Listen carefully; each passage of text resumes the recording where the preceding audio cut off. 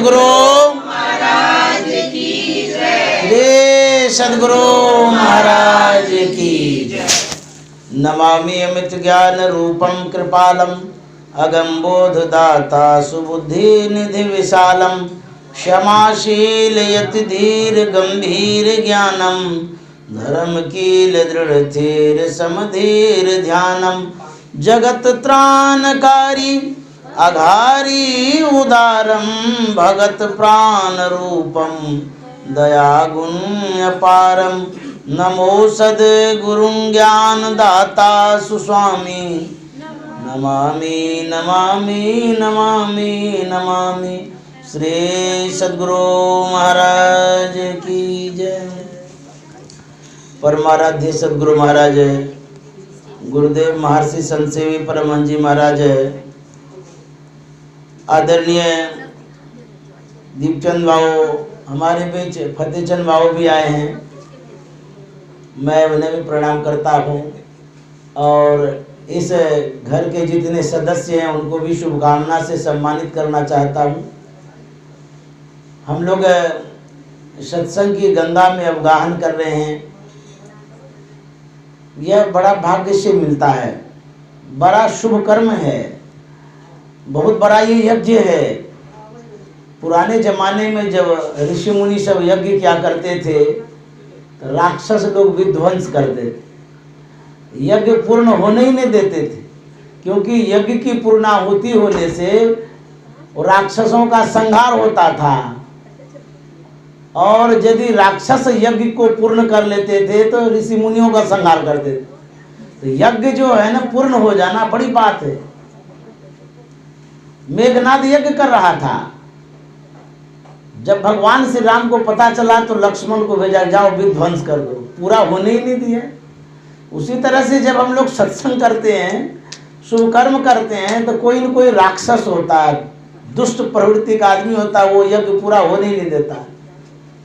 यज्ञ पूरा हो जाएगा तो फिर तो समझेगा कि गड़बड़ हो जाएगा। ये सत्संग यज्ञ है, गुरु महाराज ने लिखा सत्संग यज्ञ, वेद मंत्र में लिखा हुआ। और ये भी बहुत बड़ा यज्ञ है, साधारण यज्ञ नहीं। दुनिया में जितना यज्ञ है सब यज्ञ से बढ़कर के सत्संग यज्ञ है। इसलिए इस यज्ञ में हम लोग बैठे हुए हैं, इस यज्ञ से लाभ ले रहे, ज्ञान यज्ञ है। एक बार नारद मुनि भोले बाबा के पास गए। भोले बाबा से पूछते हैं माता जी कहाँ है? बोले वो अंदर में है, काम कर रही है। तो बोले कि ठीक है, जाता हूँ मैं माता जी से मिलने। भोले बाबा से पूछ करके कम बेस क्यों होता है, हिल गया। हाँ। Hello hello hello. ये नारद मुनि के आने आते हैं, ये क्यों चुप हो गया? वो न वो कोई गड़बड़ होगा, ये सोचता होगा वही। उसमें देखिए है आवाज उसमें। हाँ वही लाओ, हाँ वही दे दो, वही दे दो। स्टैंड भी दे दो। इसमें गड़बड़ क्या होगा, यहाँ दे दो।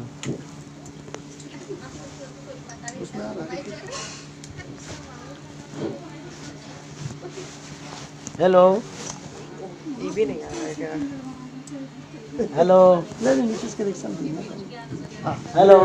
श्री सद्गुरु महाराज की जय।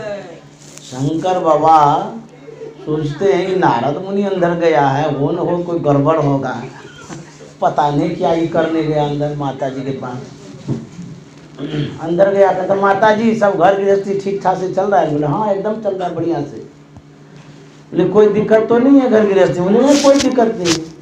बोले माता जी आपको तो भोले बाबा से सब बात होती रहती है? बोले हाँ एकदम होती रहती है, जो भी बात होता है सब हमको सच सच भोले बाबा बता देते हैं, कोई बात नहीं छिपाते हैं। बोले माता जी एक बात हम जानना चाहते हैं। बोले क्या बताओ? अच्छा ये बतलाइए भोले बाबा के गले में जो मुंड है किन देवियों की मुंड है, पूरा गला में लटका के सब दिन घूमते रहते हैं, इस बात को भोले बाबा बताए हैं? बोले ना, ये बात तो नहीं बताए। बोले आप ही तो बोले कि सब बात बता देता है, ये बात क्यों छिपा के रखे? माँ पार्वती कहती ये तो हमको नहीं पता है कि क्यों छिपा के रखे। बोले पूछ लीजिएगा, हम जा रहे हैं। अब इतना कह दिया भोले बाबा, ये नारद मुनि निकले तो कहते हैं बाबा हम जा रहे हैं। बोले ठीक है जाइए। नारद मुनि चले गए। भोले बाबा के मन में हुआ कौन हो कोई गड़बड़ है, ये नारद मुनि गया है बात करके आया है, तो भोले बाबा को भूख लगी हो गए अंदर। माँ पार्वती से कहते हैं कि मुझे भोजन कराओ, तो माँ पार्वती थाली में भोजन लेकर के आई, परोस दी। भोले बाबा खाने ही वाले थे। माँ पार्वती कहती है ये जो नरमुंड है, ये किन देवियों का नरमुंड आप लटका के रखते हैं सब दिन? कौन देवी है ऐसी भाग्यशाली जो आप उसको गले में लटका के रखते हैं? और ये बात आप तो कभी बताई नहीं हमको, आज हमको बता दीजिए। भोले बाबा ने कहा ये तुम्हारी बात नहीं है, वो नारद मुनि ने सिखाया तुमको। बोला हाँ वो तो सिखाए जरूर हैं, लेकिन इन बात को आप बताए क्यों नहीं, छिपा के क्यों रखे, अभी बताइए। भोले बाबा ने कहा तुम खाने भी दे दी हो और पूछ भी रही हो, हम क्या करें बताइए। कहते हैं हाँ आप तो आते ही नहीं कभी, तो खाने पीने के बहाने आप आए हैं, आप फिर चले जाइएगा तो भेंट होगी कि नहीं होगी क्या पता है, लेकिन बताइए दीजिए अभी। तो भोले बाबा ने कहा तुम जानना चाहते? बोले हाँ, किन देवी की जो मुंडी है इसको लटका के रखे आप? बोले पार्वती ये तुम्हारा ही मुंड है। बोले हमारा मुंड है इतना? बोले हाँ। बोले तुम जितना बार मरी हो उतना बार हम इस मुंड को लटका करके माला बना के रखे हैं तुमको याद करने के लिए। पार्वती ने कहा हमको इतना आप याद रखते? बोले हाँ, मैं इतना तुमको मानता हूँ कि मुंडी लटका करके रखता हूँ सब दिन। बोले वाह, हमको तो पता ही नहीं था आप हमको इतना मानते हैं। तो माँ पार्वती ने कहा हम भी तो आपको मानते हैं। बोले तुम कितना मानती हो? बोले कि बरऊ शंभु नत राहु कुमारी। कहता मैं ये प्रतिज्ञा लिया हूँ कि यदि शादी मेरी हो तो भोले बाबा के साथ हो, अन्यथा मैं जीवन भर कुंवारी रहूँगी। बोले हाँ वाकई में तुम भी हमको मानती हो। और माँ पार्वती ने कहा भोले बाबा आप हमारे इस मुंड को रखे हुए हैं, बड़ी अच्छी बात है, और मुझे बड़ी खुशी भी मिली। ये अप डाउन क्यों होता है? सब गड़बड़ हो जाता है, सब घुमाने से सब गड़बड़ आ गया। हेलो, ये देखो ये वाला है, हम लगाते हैं उसको हटा के इसमें लगा दे, प्लेन कर दे। हाँ कोनो में कर दीजिए, हम कर देते हैं। एक और रती आवाज देखिए ना, हम बना देते हैं आवाज। बना दे। कौन है ये? यही वाला यही देखिए। छोड़िए ना, हो जाएगा। छोड़िए। हेलो डायरेक्ट कर दीजिएगा, इसको हटाना पड़ेगा फिर। इसको हटा दीजिए। हेलो हेलो हेलो हेलो सब चीज सिस्टम हेलो हेलो यहाँ इसमें नहीं है, हेलो, ये वाला है, ये वाला हाँ हाँ डाल दीजिए। ये हाँ ये वाला, हाँ ये वाला है। हेलो हाँ दीजिए तो उसमें। हेलो, श्री सद्गुरु महाराज की जय। माँ पार्वती ने कहा कि बाबा हम जितना बार मरे हैं उतना मुंड आप लटका के रखे हैं। मेरे मन में होता है मैं आपका भी मुंड लटका के रखूंगी, क्योंकि मैं भी तो आपसे प्यार करती हूँ। बोले कि पार्वती विडम्बना यही है कि तुम सिर्फ मरती हो, हम मरते ही नहीं। बोले क्यों, हम ही क्यों मरते हैं? बोले कि मैं अमर हूँ, तुम संसार में बार बार आती हो मरती रहती हो। बोले आप अमर कैसे हो गए? बोले कि मैं अमर इसलिए हूँ कि मैंने अमर कथा सुनी है, और तुमको जब सुना रहे थे तुम तो सो गई थी, पूर्ण कथा सुनी नहीं, इसीलिए तुम मरती रहती हो। बोले वो अमर कथा कौन सी कथा है? बोले वो अमर कथा सत्संग की कथा है। माँ पार्वती ने कहा हमको सुनाइए। अब भोले बाबा ने कहा धन्य धन्य गिरिराज कुमारी, धन्य धन्य गिरिराज कुमारी, तुम समान नहीं कोपकारी। कहते हैं धन्य हो पार्वती, तुम भी उस अमर कथा को सुनना चाहती हो, सत्संग को सुनना चाहती हो। बोले इसमें धन्यवाद की क्या बात है? भोले बाबा ने कहा बहुत सी महिलाएं इस संसार में, लेकिन सबके मन में सत्संग के प्रति आस्था विश्वास नहीं है। लेकिन तुम एक महिला हो जो सत्संग सुनना चाहती हो, तुम धन्य हो। माँ पार्वती ने कहा कि मुझे सुनाइए। तो भोले बाबा ने पूरा सत्संग सुनाया है। पूरी रामचरितमानस जो है ये भोले बाबा के द्वारा सुनाया गया है। इसलिए सत्संग को ध्यान से सुनना चाहिए। सुन समझई जन मुदित मन, मज्जई अति राग, लय चारि फल अछत तनु साधु समाज प्रयाग। सुनिए ध्यान से और उसको समझिए भी, खाली सुन करके मत रहिए, और आचरण में भी उतारिए। तब क्या मिलेगा? कहते लय चारि फल, 4 फल मिलेगा। अर्थ धर्म काम और मोक्ष, 4 फल की प्राप्ति होती है। ध्यान से यदि नहीं सुनेंगे तो फल की प्राप्ति नहीं होगी। तो सुनने की बड़ी आवश्यकता है। गोस्वामी जी ने लिखा है यदि ध्यान से सुनेंगे परिवर्तन होगा, बदलाव आएगा। उन्होंने लिखा है कि मज्जन फल देखिए तत्काला, काक होई पिक बकऊ मराल। ये परिवर्तन होता है। व्यक्ति यदि कटुवादी है तो ध्यान से सत्संग सुनेंगे तो मृदुभाषी हो जाएंगे, और हिंसक प्राणी है, हिंसा करता है तो कहता वो अहिंसक बन जाएंगे। उसमें ये बदलाव आता है। जीवन में परिवर्तन होता है। जिसके जीवन में बदलाव आता है, परिवर्तन आता है, उसका जीवन धन्य हो जाता है। यदि अपने जीवन में बदलाव चाहते हैं, अभी जैसा जीवन है सबको पता है कि कितना जीवन सुखमय है, कितना दुखमय है। यदि दुख में है, इसमें परिवर्तन लाना चाहते हैं तो कहते हैं सत्संग सुनिए। जैसे उदाहरण देते हैं गोस्वामी तुलसीदास जी महाराज, वाल्मीकि मुनि हत्यारा थे। सत्संग के साधु संत के प्रभाव से उसके जीवन में बदलाव आया। बहुत बड़े मुनि बन गए, बहुत बड़े कवि बन गए। वो कैसे बदलाव आता है? जैसे आपके घर से जो नाला निकलता है गंदा जल वाला, उस नाले के जल को आप छूना पसंद नहीं करेंगे, घृणा हो जाएगा मन में। कैसे छुएंगे, इतना गंदा पानी है। वही नाला का जल धीरे धीरे बहते बहते गंगा जी में जब मिल जाता है, उसमें डुबकी लगा के नहाते भी हैं, गंगा जी में स्नान भी करते हैं, आप पानी भी पी लेते हैं। ऐसा इसलिए होता है जो गंदा जल था वो अगाध जल राशि में मिल गया, उसकी जो गंदगी थी उसमें परिवर्तन आ गया, बदलाव आ गया। तो जीवन में जब बदलाव आता है वो पूजनीय, आदरणीय, सम्माननीय हो जाता है। इसीलिए तुलसीदास जी महाराज कहते हैं सत्संग सुनिए ध्यान से, बदलाव आएगा। एक कुम्हार था, वो थोड़ी सी मिट्टी लेके चाक पर चढ़ाया, वो घुमाने लगा कुछ बनाने के लिए।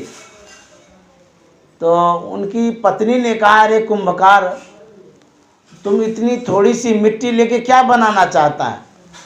तो कुंभकार ने कहा कि आजकल लोग बहुत गांजा भांग पीते रहते हैं, इसलिए मेरे मन में हुआ कि चीलम बनाएंगे, बिक्री होगी, कुछ पैसा आएगा। उनकी पत्नी ने कहा कि तू क्या छोटा मोटा व्यापार करना चाहता है, कुछ बड़ा करो।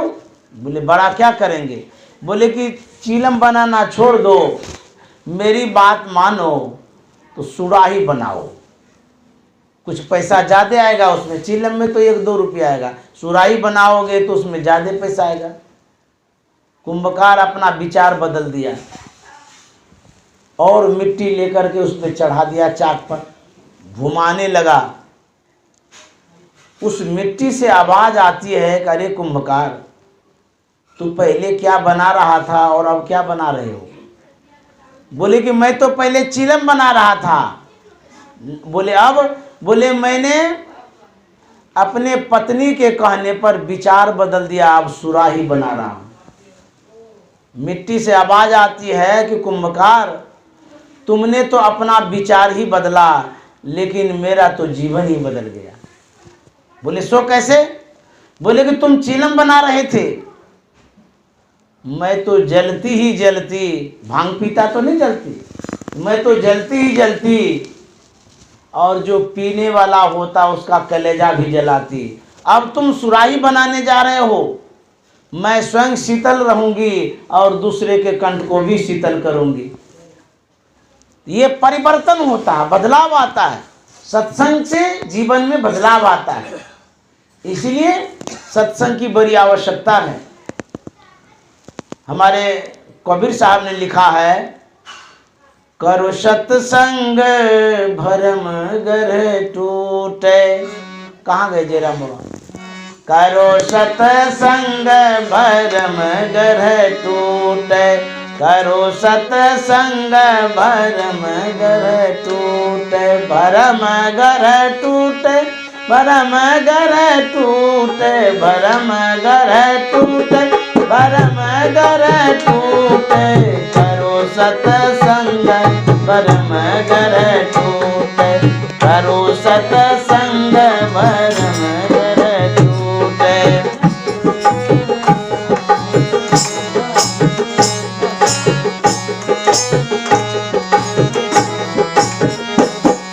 भरम गर टूटे, भरम गर टूटे, भरम गर टूटे, करो सत्संग भरम गर टूटे, करो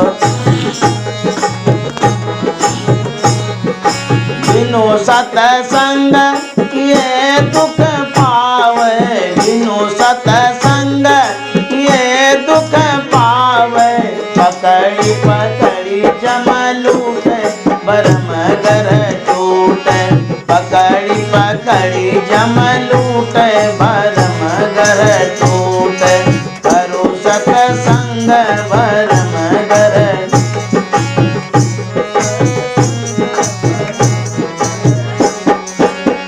सत्संगति सब विधि सुखदाई, सत्संगति सत्संगति सब विधि सुखदाई, सत्संगति सब पाप गगरिया फूटे, भरम गर छूटे, पाप गगरिया फूटे, भरम गर छूटे, करो सत्संग भरम गर छूटे, भरम गर टूटे, भरम गर टूटे, भरम गर टूटे, भरम गर टूटे, करो सत्संग भरम गर टूटे, करो सत्संग। दुख दरिद्र निकट नहीं आवे, दुख दरिद्र, दुख दरिद्र निकट नहीं आवे, दुख दरिद्र काल जाल भ्रम छूटे, भरम गर छूटे, काल जाल भ्रम छूटे, भरम गर छूटे, करो सत्संग भरम गर।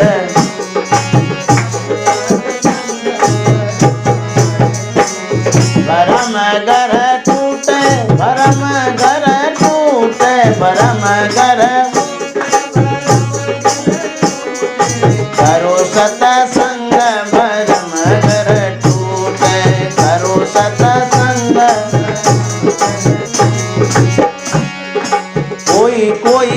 हंसा विवेकी जियरा, कोई कोई हंसा,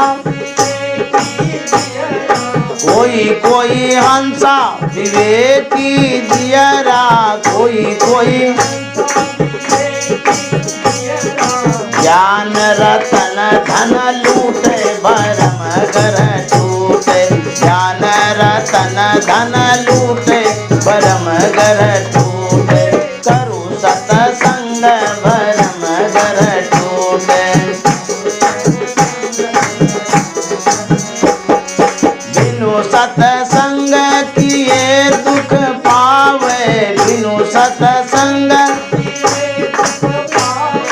पकड़ी पकड़ी जम लूटे भरम घर टूटे, पकड़ी पकड़ी जम भरम घर टूटे, करो सतसंग।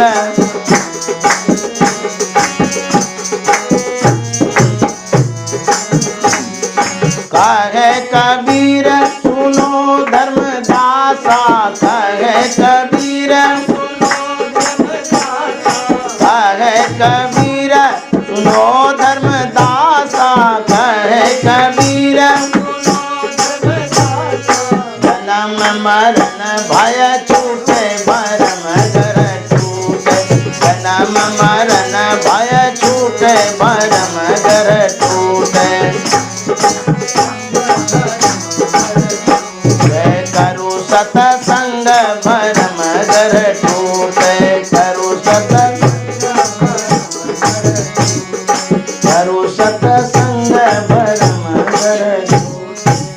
श्री सद्गुरु महाराज की जय। एक हंस का बच्चा था, वो अपने परिजन से बिछुड़ गया। वो भटकते भटकते किसी गंदे नाले में गिर गया। छोटा सा था, गंदा नाला में गिरने के कारण उसका जो उजला पंख था वो काला हो गया, पूरा लिपटा गया वो गंदा जल में। तो कौवा सब आया, उसको पकड़ करके ऊपर किया, अपने जेरे में उसको मिला लिया, उसी जेरे में वो रहने लगा। हंस के बच्चा को लगा कि यही हमारा परिवार है, क्योंकि रंग रूप एक जैसा हो गया ना, तो बढ़ने लगा, पलने लगा। एक दिन एक बड़ा हंस उस होकर के उड़ते हुए जा रहा था।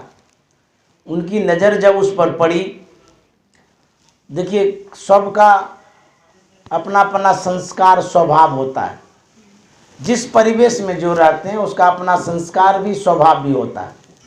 तो हंस का संस्कार तो अलग था, कौवा से अलग, स्वभाव भी अलग था। तो उनका चलने घूमने का जो व्यवहार था ना, तो पकड़ा गया। वो बड़ा वाला हंस आया, झपट्टा मार के पकड़ा, सबको वह उड़ के भाग गया। वो छोटा वाला बच्चा कहता है हमको क्यों आप पकड़े, हमारा परिवार उड़ गया। बोला बेवकूफ़ कहेगा, वो तुम्हारा परिवार, हम परिवार हैं। बोले नहीं नहीं, आप परिवार नहीं है, देखिए हमारा रंग रूप जैसा वैसा कौवा का है ना। बोले तुम्हारा रंग जो रूप जैसा है वो तुम्हारे गलती के कारण ऐसा हुआ, तुम भटक गए हो, उसके जेड़े में तुम मिल गए हो। तुम मेरे पीठ पर बैठो, मैं तुमको अपने स्वरूप का ज्ञान दिलाता हूँ। बैठ गया उसके ऊपर, ले गया मान सरोवर। मान सरोवर में खूब डुबकी लगवाया, जितना धूल कीचड़ जो भी था सब धुल गया। उसके बाद बोला इस जल के परछाई में तुम देखो, जैसा मेरा चेहरा है वैसा तुम्हारा है कि नहीं है। जब मिलाया ना, देखा दोनों एक ही जैसा है। बोले हाँ ठीक है, आप भी जैसे हैं वैसे हम ही हैं। बोले तब ठीक उसी तरह से हम लोग जिस परिवेश में रहते हैं, जिसके संग में रहते हैं, उसी को अपना सब कुछ समझते हैं। लेकिन संत महात्मा कहते हैं जिस परिवार को तुम परिवार समझते हो वो तुम्हारा अपना परिवार नहीं है। यदि सच्चा परिवार तुम्हारा है तो संत महात्मा है। पता कैसे चलेगा? तो संत महात्मा सद्ज्ञान देते हैं, बुद्धि देते हैं, विवेक देते हैं। कहते हैं ज्ञान के सरोवर में डुबकी लगाओ। जब ज्ञान के सरोवर में डुबकी लगाएंगे, जो अंतःकरण का मैल है वो धुलेगा, अपने स्वरूप की पहचान होगी। इसलिए ज्ञान की आवश्यकता है। बिनु सत्संग विवेक न होई, राम कृपा बिनु सुलभ न सोई। जब तक सत्संग नहीं करेंगे तब तक विवेक नहीं होगा। विवेक का मतलब विशेष ज्ञान, जिसको आत्मज्ञान कहते हैं। तो सत्संग करेंगे तब पता चलेगा, और जब तक सत्संग नहीं करेंगे तब तक पता ही नहीं चलेगा। इसलिए ज्ञान की आवश्यकता है, वो भी सत्संग के माध्यम से ज्ञान मिलेगा। कबीर साहब ने लिखा, कबीर संगत साधु की, जो गंधी को बास, और जो कुछ गंधी दे नहीं तो भी बास सुबास। संग किनका करना चाहिए? संत का। संत कौन? जो संत पहुंचे हुए हैं वास्तव में, वो संत, टीवी वाले संत नहीं। टीवी में प्रचार आता रहता है फलाने संत नहीं। जैसे हमारे गुरु महाराज थे, वो संत थे, साधना करके उन्होंने उस पद को प्राप्त किया। वैसे संत का संग करने के लिए कहते हैं। जब संग करेंगे तब उसका प्रभाव पड़ेगा, तो हमारे जीवन में बदलाव आएगा। सूरदास जी महाराज ने कहा, तजो मन हरि विमुखन के संग, जिनके संग कुमति उपजत हैं, परत भजन में भंग। हम संग करते हैं, फ्रेंड बनाते हैं, दोस्त। फ्रेंड का मतलब फिरारी, फ्रेंड का मतलब ठगी। स्टूडेंट लाइफ में गुपचुप कोई खिला देता है तो फ्रेंड बना लेता है।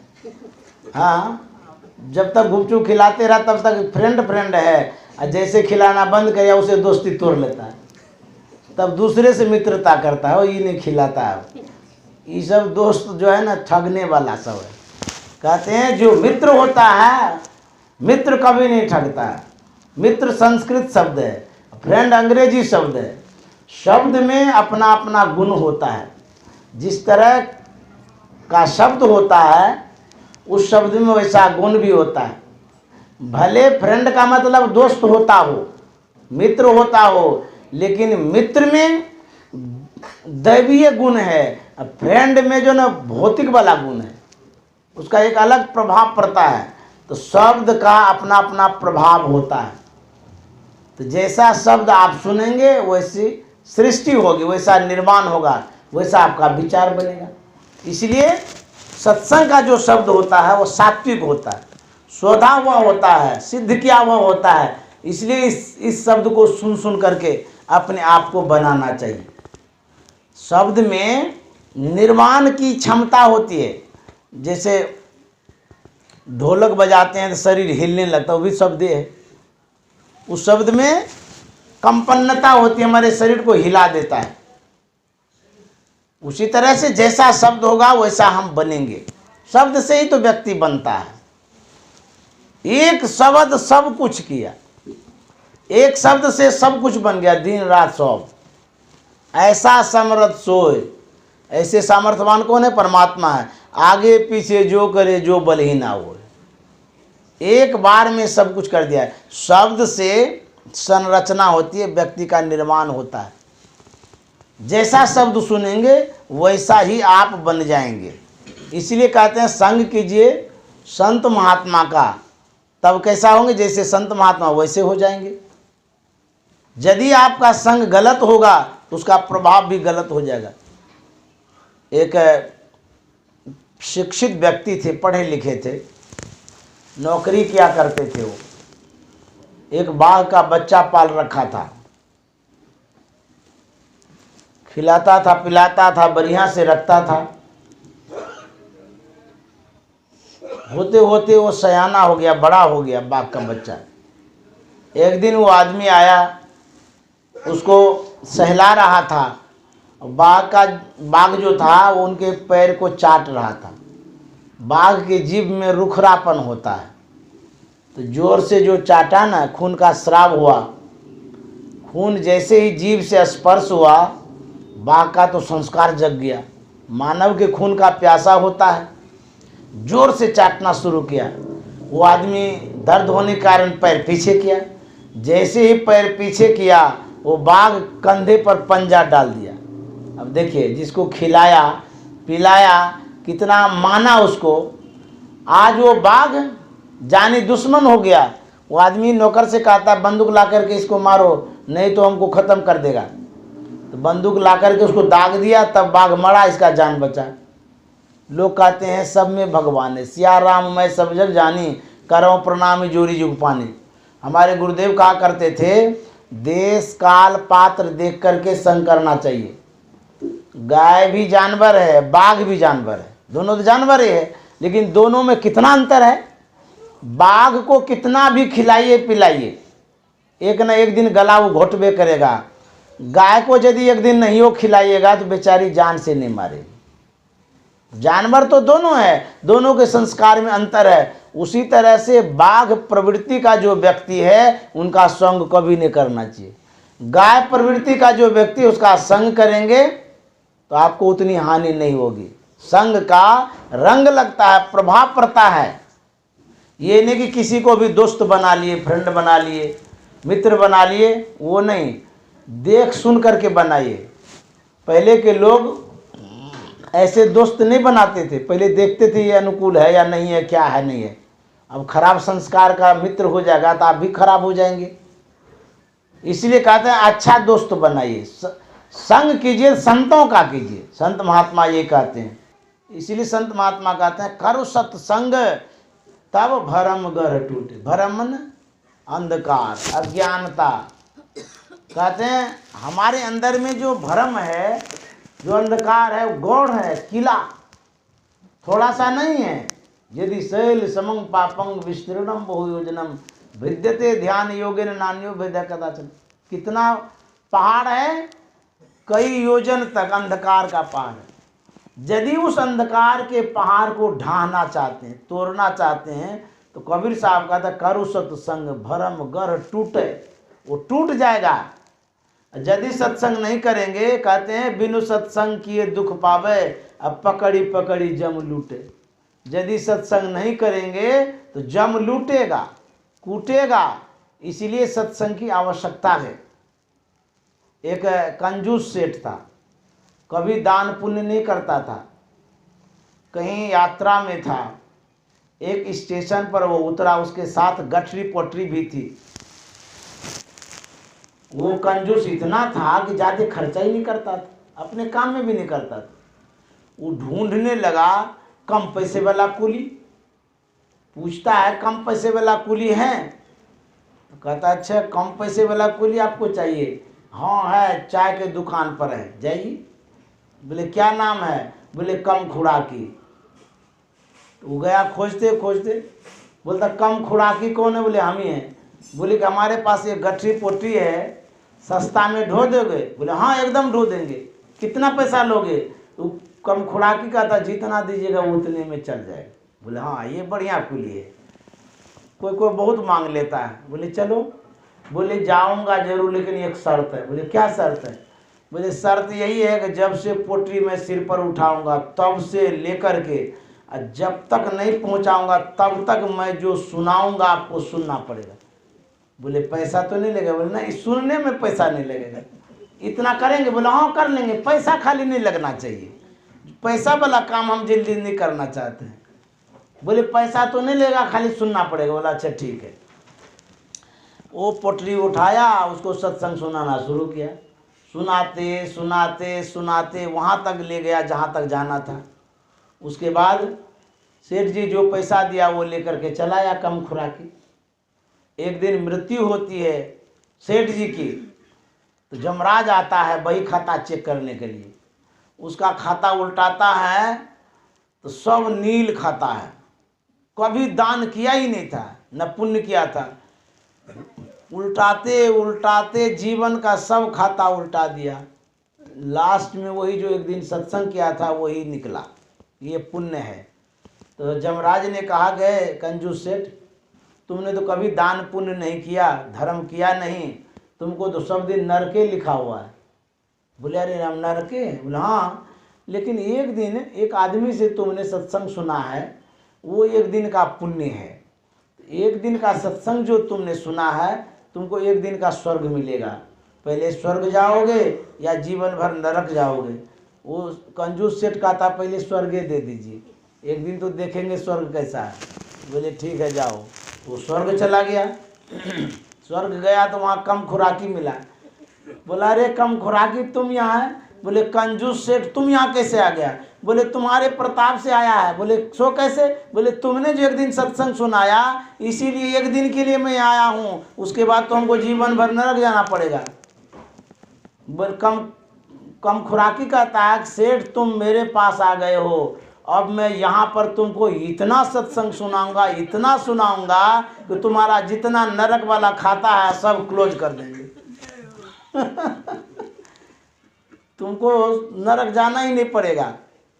वही कहते हैं सत्संग का एक प्रभाव होता है, सत्संगति सब विधि सुखदाई, सत्संगति सब पाप गगरिया फूटे भरम गर टूटे, पाप गगरिया फूटे भरम गर टूटे, करो सत्संग भरम गर टूटे, करो सत्संग भरम गर टूटे, भरम गर टूटे, भरम गर टूटे, भरम गर टूटे, करो सत्संग भरम गर टूटे, करो सत्संग भरम गर टूटे, दुख दरिद्र निकट नहीं आवे, दुख दरिद्र दुख दरिद्र निकट नहीं आवे, काल जाल भ्रम छूटे भरम गर टूटे, काल जाल भ्रम छूटे भरम गर टूटे, करो सत्संग भरम गर टूटे। एक राजा था, उनकी धर्मपत्नी रानी स्नान करने के लिए बाथरूम जा रही थी। उनके गले में एक हंसली था चांदी का, पहले पहनते थे ना गले का हार, वो लटका दिया बाहरे में। वो चली गई बाथरूम में स्नान करने। एक चिल्ल जा रहा था, उनको लगा कि ये मछली है, उजला उजला होता है ना, उनको लगा कि ये मछली है। चिल्ल चंगुल में लिया, उसको लेके उड़ गया ऊपरे ऊपर आकाश। वो उड़ते उड़ते जा रहा था। एक बहुत दरिद्र आदमी था, गरीब आदमी था, उसके घर में खाना पीना भी नहीं मिलता था। उनकी पत्नी ने कहा कि तुम कमाने के लिए नहीं जाते हो, कैसे खाएंगे, कैसे भरण पोषण होगा, इसीलिए जाओ कमाने के लिए। वो अनमनस्क आदमी गया कमाने के लिए, लेकिन कुछ कमाई हुई नहीं। घर लौट रहा था, उस रास्ते में घर के आसपास में एक मरा हुआ सांप था, उसको उठा करके ले आया और घर के ऊपर फेंक दिया। पत्नी कहती है कमा के ले आया? बोला हाँ ले आया हूँ। बोले कहाँ है? बोले वो घर के छप्पर पर। तो जब देखता है मरा हुआ सांप, कहते मजाक करते हैं आप, ये क्या ले आए हैं? बोले हम क्या लाएंगे, कुछ कमाई हुई नहीं, हम क्या लाते, कुछ नहीं था। तो वो दोनों पति पत्नी घर में बैठ करके यही सब बात कर रहे थे कि कमाते नहीं है, कैसे जीवन यापन होगा, क्या होगा नहीं होगा। वो जो चिल्ल था उड़ते उड़ते आया, उसी के घर के ऊपर में गाछ था, उस पर बैठ गया। तो बैठ करके वो चंगुल से जो पकड़ा था उसको चोंच मारने लगा वो हंसली पर। तो चोंच जो मार रहा था तो मछली थी नहीं जो खाएगा। ऐसे नीचे जो नज़र किया ना, उसको सांप दिखाई दिया। तो सांप जो दिखाई दिया सो हंसली को छोड़ करके वो चला गया सांप लेने के लिए। तो जैसे सांप लेने के लिए वो गया, सांप लेके तो उड़ गया, वो हंसली जो गाछ पर से गिरा सीधे घरे में गिर गया, जहाँ दोनों पति पत्नी गप कर रहे थे वहीं गिरा। उसकी पत्नी कहती है अरे हम तो सुनते थे भगवान जब देते हैं छप्पर फाड़ के देते हैं, ये तो खाली सुनते थे, आज देखने को मिला सही में छप्पर फाड़ करके दे दिया। देखिए हंसली मिल गई, अब तो हम लोग अमीर हो जाएंगे। तो वो दोनों सब गप कर रहा था, बोली हंसली कहाँ से आया, कैसे आया, पता नहीं किसका है नहीं है। तो रानी की हंसली जो खो गई थी, तो वो राजभवन में जितने लोग थे सबको डांट डपट रहे थे कि यही लोग चुराया होगा, यही लोग लिया होगा, लेकिन वो लोग लिया ही नहीं था। उसके बाद राजा ढोला पिटवा दिया कि जो उस हंसली को ला करके दे देगा उसको मुँह मांगा इनाम देंगे। वो प्रचार करते करते करते उधर भी जा रहा था। दोनों पति पत्नी सुनता है कि रानी की हंसली है और इसको जो देगा मुँह मांगा इनाम मिलेगा। ये लोग डर गया, बोले अरे हम रानी कैसे लिए, यदि रखेंगे बाद में पता चलेगा तो मारिए देगा। तो पत्नी कहती है इसको दे दीजिए राजा को। तो बोले दे तो देंगे, लेंगे क्या? बोले कि वो तो राजा तो कहा है कि मुँह मांगा इनाम देंगे, लेकिन तुम ऐसा करना, राजा से कह देना कि इसके बदले में हमको सत्संग करा दीजिए। बोले बेवकूफ़ कहेंगी, सत्संग से क्या होता है? सत्संग खाना देगा तुम, क्या तुम मांगती हो? सत्संग से क्या होगा जो सत्संग करती हो? अरे राज ले लेंगे, पाट लेंगे, पैसा लेंगे, धन अमीर बन जाएंगे। बोले नहीं, कुछ नहीं लेना है, बस सत्संग हो जाएगा, इसी में प्रभु की कृपा हो जाएगी।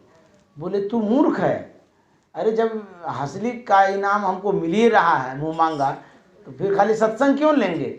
बोले नहीं, जो मैं कहती हूँ वही करना है, आपको कुछ मांगना ही नहीं है, जाइए बोल दीजिएगा कि हमारे यहाँ सत्संग करा दीजिए। वो गया आदमी, हासिली दे दिया, बोला कि बोलो क्या इनाम चाहिए? बोले कि हमको सत्संग करा दीजिए हमारे घर पर। बोले कैसा मूर्ख आदमी, सत्संग से क्या मिलेगा तुमको जी? अरे अन्न पानी जो लेना है ले लो। बोले नहीं, हमारी पत्नी ने कहा है कि खाली हमको सत्संग करा दीजिए, आप इतना कर दीजिए, साधु महात्मा बुला करके सत्संग करा दीजिए। बोले ठीक है, तब तो सस्ते में काम हो गया हमारा। तो राजा साहब बोले कि जाओ तुम घर, हम भेजते हैं महात्मा सबको। उस राज्य में जो अच्छे अच्छे महात्मा थे सबको भेज दिए। बोले सत्संग जितना कराना है उसको करा दीजिए, हम दान दक्षिणा करेंगे। वहाँ गया, सत्संग शुरू हो गया, भंडारा भी शुरू हो गया, सत्संग हो रहा है, खा रहा है, दान दक्षिणा लेकर के जा रहा है, हो रहा है खूब बढ़िया से सत्संग। उसके बाद होता क्या है, शाम के समय दिया बत्ती का जो समय था, उस समय उसके घर से एक काली कलोटी महिला निकली। तो उनकी पत्नी कहती है कि आप कौन है, कहाँ गए थे आप? बोले मैं आपके घरे में था बहुत दिन से। बोले आप हैं कौन और कहाँ जा रहे हैं शाम के समय में? बोले मैं दरिद्री हूँ। बोले कहाँ जा रहे हैं? बोले मैं अब बाहर जा रहा हूँ दूसरे के यहाँ। बोले यहाँ क्या हो गया? बोले कि आपके यहाँ जो सत्संग हुआ इसीलिए यहाँ हमारा बासा नहीं है, जिसके यहाँ सत्संग नहीं होगा उसके यहाँ बासा डालेंगे। बोले अब हम जा रहे हैं, यहाँ आपके यहाँ पुण्य होने लगा, धर्म होने लगा, इसीलिए हम यहाँ नहीं रह सकते। वो चली गई। उसी समय एक श्वेत वस्त्रधारी महिला आती है, घर घुस रही थी। वो पूछती है उनकी पत्नी कि आप कौन है, घर में क्यों जा रहे हैं, क्या बात है? वो कहती है कि मैं लक्ष्मी हूँ। बोले कहाँ जा रहे हैं? बोले तुम्हारे यहाँ रहूँगी। क्यों? बोले कि तुम्हारे यहाँ जो सत्संग हो रहा है ना, हमारा वास वही होता है जहाँ सत्संग होता है, अब तुम्हारे यहाँ ही हम रहेंगे। महाराज की जय। उसके यहाँ लक्ष्मी आ गई। उस दिन से धन में वृद्धि होना शुरू हो गया। उसके बाद वो भी अमीर हो गए। वही कहते हैं दुख दरिद्र निकट नहीं आवे, दुख दरिद्र काल जाल भ्रम छूटे, भरम गर टूटे, काल जाल भ्रम छूटे, भरम गर टूटे, करु सत्संग भरम गर टूटे, करु सत भरम गर टूटे, भरम गर टूटे, भरम गर टूटे, करु सत्संग भरम गर टूटे, करु सत्संग भरम गर टूटे।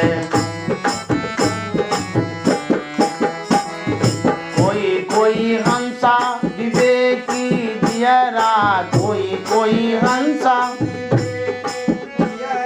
कोई हंसा विवेकी दियरा, ज्ञान रतन धन लूटे, भरम गर टूटे, ज्ञान रतन करो सत्संग भरम गर टूटे, करो सत्संग कहे कबीर सुनो धर्मदासा, कहे कबीर, कहे कबीर सुनो धर्मदासा, कहे कबीर जन्म मरण भय छूटे, भरम गर टूटे, जन्म मरण भय छूटे, भरम गर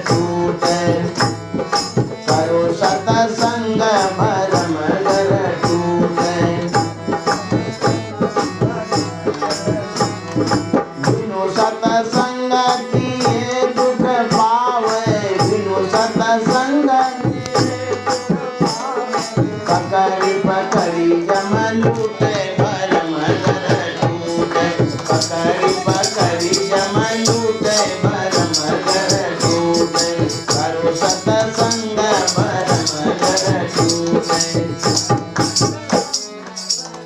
गोस्वामी तुलसीदास जी महाराज ने लिखा है, हानि कुसंग सुसंगति लाहू, लोकों वेद विदित सब काहू। हानि कुसंग, कुसंग से हानि होती है, बुरा संग जिसको कहते हैं। सुसंगति लाहू, अच्छी संगति होती है तो लाभ मिलता है। उदाहरण दे के समझाते हैं कैसे लाभ और हानि होती है। गगन चढ़ई रज पवन प्रसंगा, कीचई मिलई नीच जल संगा। धूल जमीन में पड़ी रहती है, उसका अस्तित्व तो नहीं, वो उड़ सकती है, जड़ है ना, वो उड़ेगी कैसे। लेकिन उस जड़ धूल को यदि हवा का अच्छा संग मिल जाता है, वो धूल देखिए गगनगामिनी हो जाती है, आकाश में उड़ने लग जाती है। धूल जड़ है, नहीं उड़ सकती है, लेकिन अच्छी संगति होने के कारण जो नीचे में पड़ी हुई धूल थी वो आकाश में उड़ने लगी। देखिए अच्छी संगति से क्या होता है, जो धूल आकाश में उड़ रही है यदि वहां बुरी संगति हो जाए तो तब क्या होगा।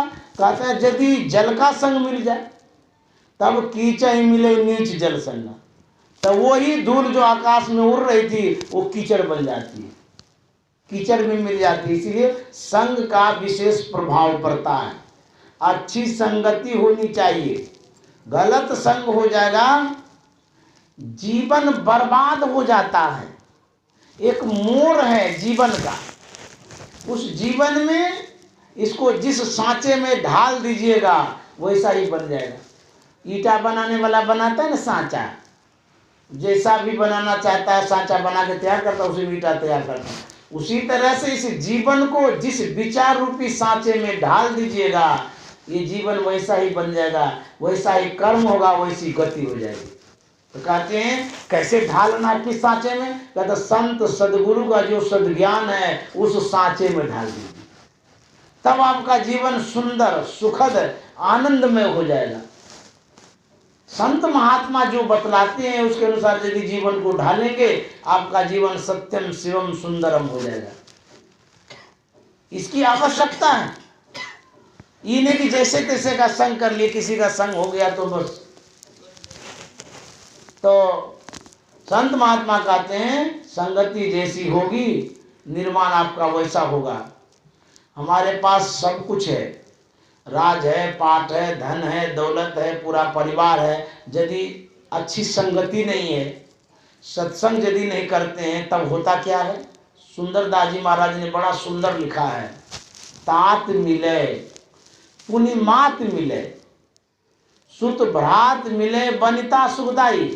आपको अच्छा भाई मिल जाएगा, बहन मिल जाएगा, अच्छी स्त्री मिल जाएगी, सब कुछ अच्छा अच्छा मिल जाएगा। और क्या कहते राज मिले, गजबाज मिले, सब साज मिले, मनवांछित पाई। पूरा आपको राज्य मिल जाएगा मनो अनुकूल। और कहते हाथी घोड़ा सब कुछ मिल जाएगा। कहते हैं लोक मिले, विधि लोक मिले, सुरलोक मिले, वैकुंठ ही जाई, स्वर्ग लोक भी आपको मिल जाएगा। सुंदरदास जी महाराज कहते हैं कि सुंदर और मिले सब ही पर, संत समागम दुर्लभ भाई। सब कुछ मिल जाएगा, यदि संत समागम नहीं मिलेगा तो कहता सब मिलना फीका है, बेकार है। संसार की जितनी संपत्ति है यही रह जाएगी, संसार का जितना संबंध है यही रह जाएगा। जाएगा क्या साथ में, कहते हैं साथ में संस्कार जाएगा, शुभ और अशुभ का संस्कार। जो आपके साथ सत्संग का संस्कार पड़ेगा यही साथ में जाएगा, और कुछ साथ में नहीं जाएगा। इसलिए सत्संग की आवश्यकता है। हम लोग यदि सत्संग करते रहेंगे, सत्संग करने से ये संस्कार साथ में जाएगा। ये जितना जन्म लेंगे उतना जन्म तक आपके साथ में संस्कार रहेगा, और आपकी जो दशा है वो दुर्दशा में नहीं बदलेगी बल्कि सदगति हो जाएगी। इसलिए सत्संग की आवश्यकता है। और गुरु महाराज ने कहा नित्य प्रति सत्संग कर ले प्यारा, तेरा कार सरे सारा। रोज सत्संग करेंगे तो काम बनेगा। क्या काम बनेगा? रोज सत्संग करेंगे तो काम क्या बनेगा? गुरु महाराज कहते हैं लोक और परलोक दोनों बनेगा। लोक भी बनेगा, संसार में भी यशवान होंगे आप, कीर्तिवान होंगे, और जब मरेंगे सदगति होगी। इसलिए कहते तेरा कार सरे सारा, सार कार्य का निर्णय करके धर चेतन धारा। कहते हैं सार कार्य क्या है? गुरु महाराज कहते हैं सार कार्य है धर चेतन धारा।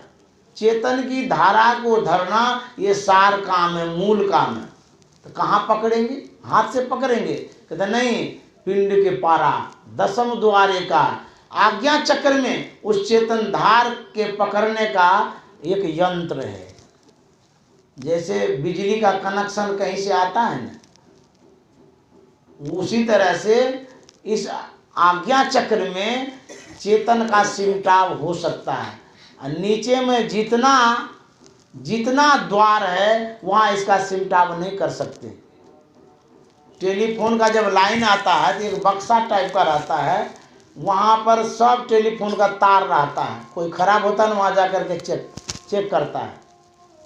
उसी तरह से इस चेतन का सिमटाव आज्ञा चक्र में कर सकते हैं, और कहीं नहीं हो सकता है।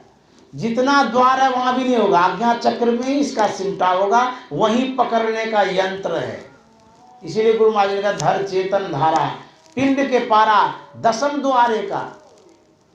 आज्ञा चक्र में जब सिमटाव करेंगे चेतन का, तब क्या होगा? तो ज्योति जग जावे, प्रकाश हो जाएगा, अति सुख पावे शब्द सहारे का। बहुत खुशी भी होगी।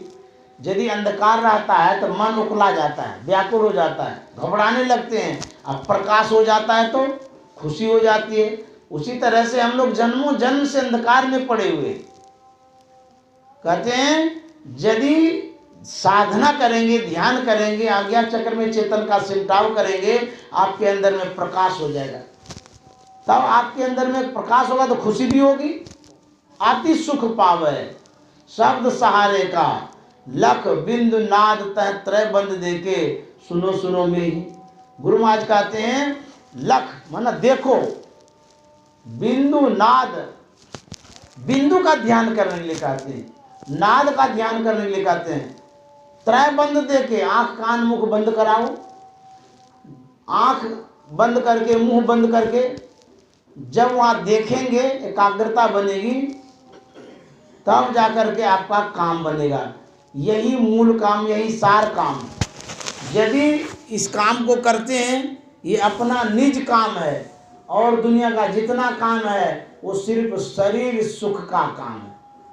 शरीर आप नहीं है, शरीर में रहने वाले जीवात्मा है।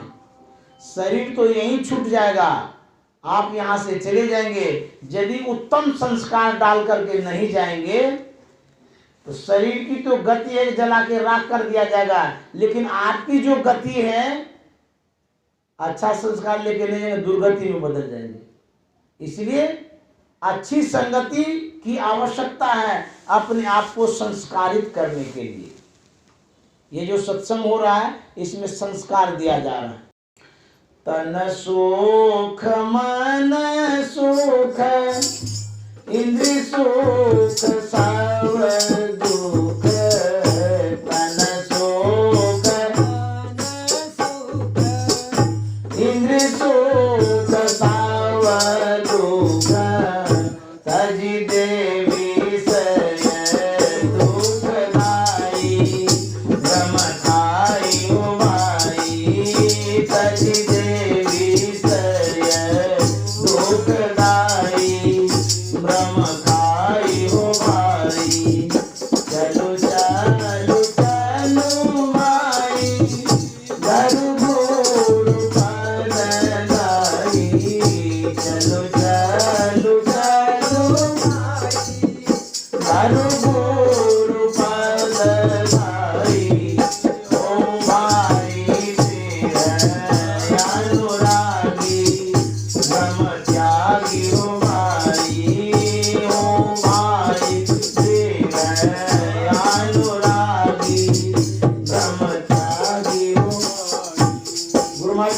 तन सुख मन सुख इंद्रिय सुख सब दुख। शरीर का सुख होता है, जैसे कि खूब ठंड लग रही है और हीटर लगा दीजिए तो कितना अच्छा लगेगा, रजाई ओढ़ लीजिए आराम लगेगा, इस शरीर का सुख है। उसके बाद मन का सुख होता है, सिनेमा देखते हैं और कहीं जाते हैं तो कहता मन तो हमारा बड़ा खुश हो गया। इस शरीर सुख और मन सुख कहता आपका सुख नहीं है। जितनी इंद्रियों का सुख है वो आपका सुख नहीं है। तब कहता आपका सुख आत्म सुख। यदि इसी सुख में भूले रहेंगे, खूब बढ़िया से देखने में सिनेमा देख रहे हैं, आनंद ले रहे हैं, खूब बढ़िया से घुलट घुलट के सो रहे हैं, खूब बढ़िया से रसगुल्ला टिकड़ी गुलाब जामुन खा रहे हैं, इसी सुख में यदि रह जाएंगे तो कहते हैं ये दुखदायी है जीवन। खाई खुराका पान पोषका जम का बकरा पलता है, जम बच जाती तोरे छाती उनसे क्यों नहीं डरता है। समझ गए? सिर्फ शरीर को पोषने में लगे रहेंगे तो कहते हैं जैसे बकरीद नहीं होता है, बकरीद जानते हैं ना, उसमें क्या होता है साल भर तक बकरा को खूब खिलाता है। बकरे के मन में होता वाह कितना मैं खुश नसीब हूँ, बढ़िया बड़ा अन्न खिलाता है, बढ़िया से मानता है, बढ़िया से रखता है, खूब खिलाता है। अब बकरे को ये पता नहीं है कि हमारा गला घोटा जाएगा, वो नहीं जानता इस बात को, लेकिन खूब खा रहा है, खूब खा रहा है। और जैसे ही बकरीद आता है, जब जबह करने लगता है तो बकरा कहता अरे राम बड़ा धोखाबाज है इसीलिए खिलाता था, जबह करने के लिए खिलाता था। उसी तरह से हम लोग खूब खाते पीते रहेंगे और जब अंतिम घड़ी आएगा जमरा जाएगा तो क्या होगा, उसी समय मुंगड़ी मार करके ले जाएगा।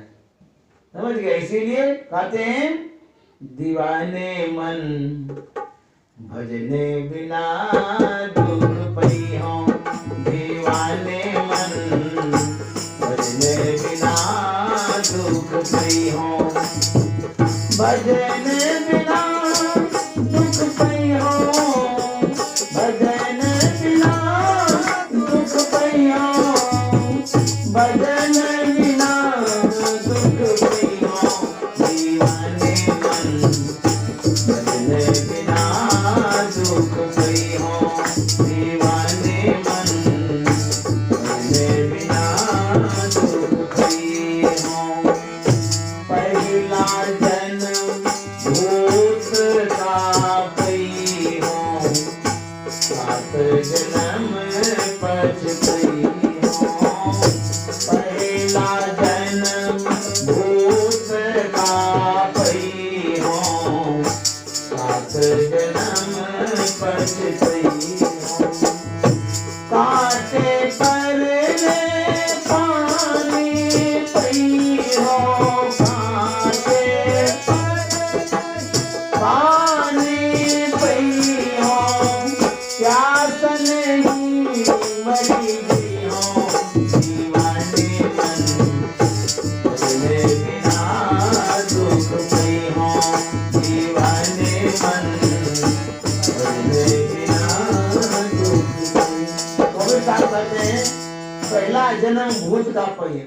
जो सत्संग नहीं करेगा, भजन नहीं करेगा, पूजा पाठ कुछ भी नहीं करेगा, उसको भूत बनना पड़ेगा। वो भी एक योनि है, गुरु महाराज भी मानते थे। तो जब भूत बनेंगे कहते हैं गला कैसा है, कांटा के नोक के समान, उसमें पानियों नहीं जाता है, जिसको भूत पकड़ता है वो पानी पहले मांगता है। तो कबीर साहब कहते हैं प्यासन ही मर जाइए, पानियों नहीं मिलेगा यदि भजन नहीं करेंगे तो कैसी दुर्दशा होगी।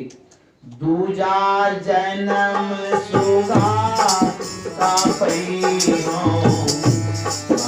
बसेरा हो, दूजा जन्म सुगा का पई हो, बसेरा हो, टूटे पंख बाज मंडराने, टूटे पंख बाज मंडराने, अध परेशान गई हो,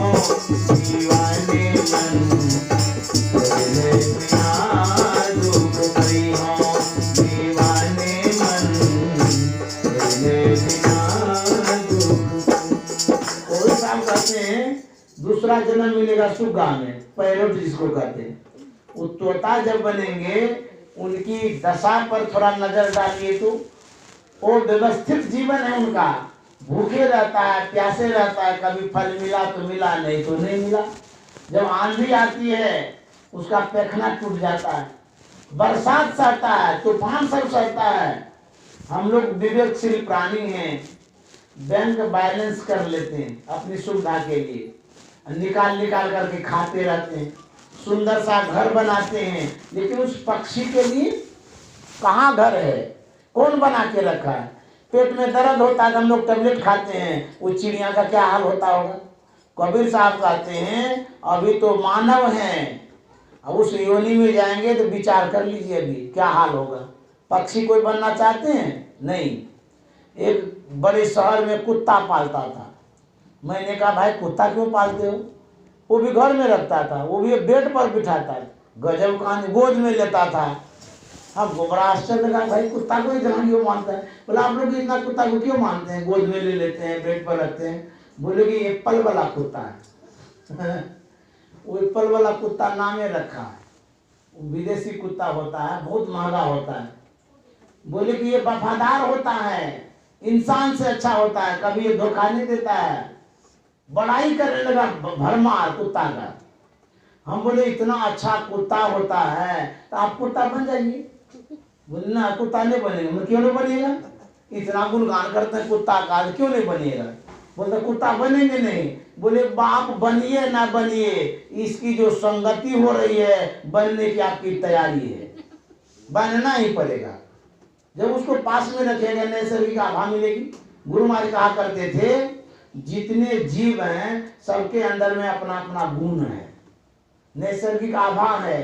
कुत्ता के अंदर में अज्ञानता विशेष है, उसका संग करेंगे तो आभा तो पड़ेगी। संग करने से प्रभाव पड़ता है, विचार में परिवर्तन हो जाएगा। आप देखिए भृंगी कीड़ा होता है, वो क्या करता है घर के कोने में कहीं कहीं मिट्टी का घर बनाता है, देखे होंगे। और वो करता क्या है, मिट्टी का घर जब बन के तैयार होने वाला होता है उस समय वो पिल्लू को पकड़ के लाता है, इतना छोटा सा पकड़ के लाता है, उस घर में घुसा देता है। अब मिट्टी को आगे का भाग बंद कर देता है, पूरा अंधकार हो जाता है। वो भृंगी कीड़ा अपना शब्द सुनाता है, उसको शब्द सुनाते सुनाते सुनाते उस पिल्लू को अपने जैसा बना लेता है, वो भी भृंगी कीड़ा बन जाता है। इस तरह से निर्माण होता है व्यक्ति का। आपके स्वभावों में बदलाव आएगा, संस्कारों में बदलाव आएगा, प्रवृत्ति आपकी वैसी हो जाएगी। इसीलिए सत्संग जब सुनते हैं तो मानवता वाला ज्ञान दिया जाता है। साधु संत ऋषि मुनि मानव हैं, जो अज्ञानी जीव है मानव तो है लेकिन वो दानव है। ज्ञान जो दिया जाता है सत्संग में, इस ज्ञान से हम मानव बनते हैं, निर्माण होता है हमारा। कुंभकार घड़ा बनाता है, कोई कलाकार मूर्ति बनाता है, सब अलग अलग कलाकार होता है। उसी तरह से इस सत्संग में जो कोई आते हैं यहाँ व्यक्ति का निर्माण किया जाता है। क्यों? इसी तरह का यहाँ फैक्ट्री है, यही विचार ही दिया जाता है लोगों को बदला जाता है यहाँ पर। तो बदल करके कैसा बनाते? साधु जैसा, संत जैसा, ऋषि मुनि जैसा, जिसको मानव कहते हैं वैसा, जो पूजनीय होते हैं वैसा बनाया जाता है यहाँ पर। यहाँ मानव का निर्माण होता है। और जगह आप जाइएगा कहीं इस तरह की चर्चा नहीं सुनने को मिलेगा। खेलने जाइएगा तो वहाँ खेलने वाली बात खाली होगी कि धोनी कैसे तैयारी करता था क्रिकेट खेलने में, ये सब बात होगी, समझ गए। लेकिन यहाँ जब आएंगे तो यहाँ चर्चा होगी सत्संग की, मानव बनने की। हम लोग विवेकशील प्राणी है। पशु पक्षी को देखिए कैसा जीवन है, बड़ा दुष्कर जीवन है।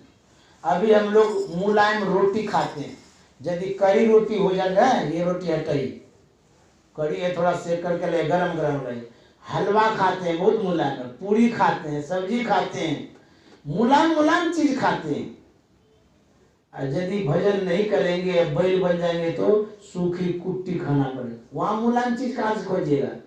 वो भी कुट्टी वैसी है जिसमें रस नहीं है। भादो महीना में देखिए सूखी कुट्टी को काटता, लड़वा को काट काट के बिना रस वाला चबा चबा के बैल को खाना पड़ता है।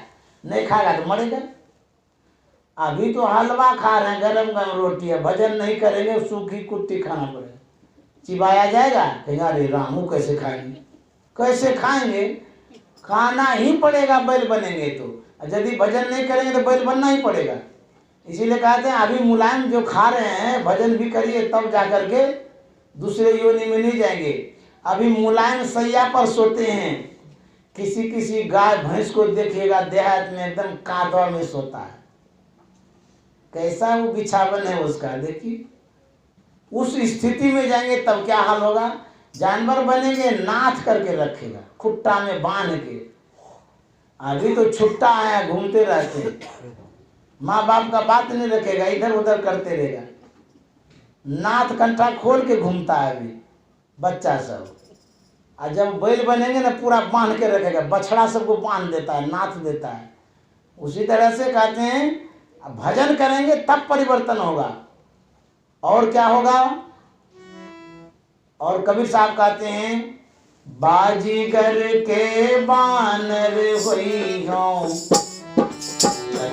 नाच नची हो, बाजीगर के बानर होई हो, नाच नची हो, ऊंच नीच से हाथ पसरी हो, ऊंच नीच से हाथ पसरी हो, मांगे भीख न पियो, दीवाने मन बिना दुख पे हो, दीवाने मन बिना दुख पे हो।